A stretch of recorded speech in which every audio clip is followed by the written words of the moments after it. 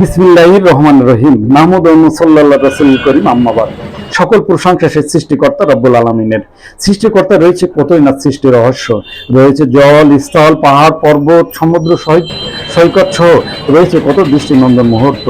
আমরা দেখাতে চেয়েছি সুন্দর একটি দৃষ্টিনন্দন মুহূর্ত, যে স্পটটি আদম আলাইহিস সালাম পাহাড় নামে খ্যাত, যেখানে জনশ্রুতি রয়েছে আদম আলাইহিস সালাম এখানে নেমেছিলেন বা এখানে আদম আলাইহিস সালামের পা স্পর্শ করেছিল। কিন্তু পক্ষান্তরে অনেকেই জনশ্রুতি রয়েছে এখানে বৌদ্ধের পা রয়েছে। এভাবেই এই পাহাড়টি সুউচ্চ একটি পাহাড়, যে পাহাড়টি দৃষ্টিনন্দন ও মনোরম সৌন্দর্যে ভরা। কত সুন্দর ও মনোরম, সুউচ্চ, কয়েক মাইল এই পাহাড়ের উচ্চতা। বিভিন্ন এলাকা থেকে বৌদ্ধ ভক্ত, অনুরাগী সহ মুসলিম সম্প্রদায় সহ বিশ্বের বিভিন্ন পর্যটকেরা এই পাহাড়ে আসে, দেখেন মনোমুগ্ধকর দৃশ্য।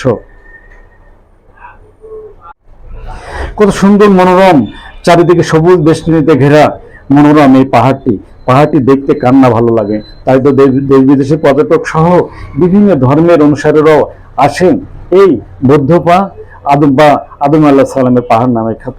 কত সুন্দর ও মনোরম এই পাহাড়টি দেখতে। আলহামদুলিল্লাহ।